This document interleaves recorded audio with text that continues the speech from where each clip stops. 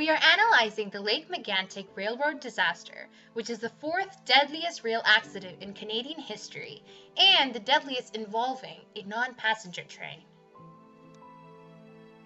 On July 5, 2013, an MMA train arrived at Nats, Quebec carrying 7.7 million liters of crude oil. The locomotive engineer parked the train on a descending grade on the main track and applied handbrakes on all 5 locomotives and 2 other cars.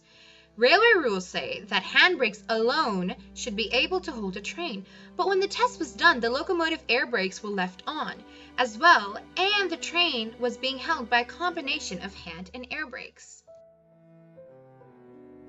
After the engineer left, the fire department responded to a 911 call. They shut off the locomotive's fuel supply and turned off electrical breakers inside the cab. They then met with an MMA track foreman who had dispatched to the scene but did not have any locomotive operational background. Since the locomotives were shut down, the brake system began to lose pressure and the brakes became less effective. The handbrakes applied were no longer sufficient to hold the train, and thus at about 1 a.m. the train began to roll downhill towards Lake Megantic.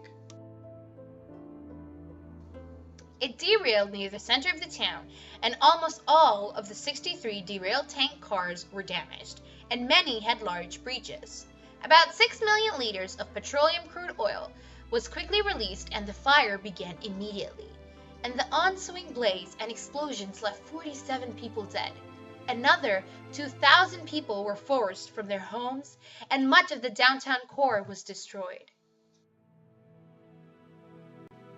As engineers, we are required to follow the Professional Engineers Act. Under the Act, the Code of Ethics states that a practitioner shall regard the practitioner's duty to public welfare as paramount. The engineer violated this by being negligent with the brake test, and as such, the public living near the rail tracks was put in danger. Now here we're making the assumption that the foreman was an engineer. The foreman undertook work that he was not competent to perform by virtue of his training and experience.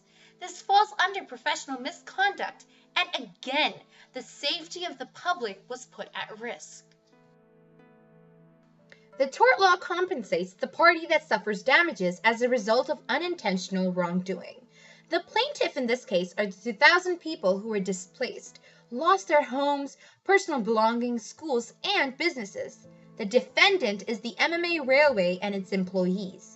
The defendant owed the plaintiff a duty of care, owing the public safe transport of goods and safe railroads. MMA breached the duty of care due to negligent behavior leading to an unmanned train hurtling into downtown Lake Megantic.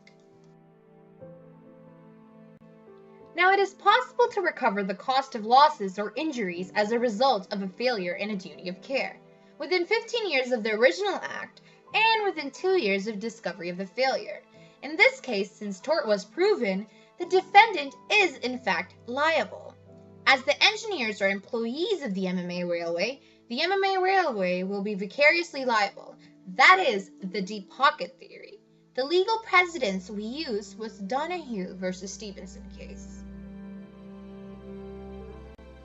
Now our final decisions are as follows. For the ethical decision, the engineer can be tried guilty of professional misconduct under the PEO regulations, and the engineer should lose his license due to the negligence to public welfare. Under the tort law, the court should rule in favor of the plaintiff. The MMA Railway will be required to compensate to the 1,000 people who were forced to evacuate. They will be compensated for damage to any of their property, which was destroyed due to the accident, as well as psychological damage and physical injury. Created by Priya Patel, Sayida Fatmi, and Nuzhat Chaudhry for our ENG 3000 Professional Engineering Practice course at York University. Thank you for watching our presentation.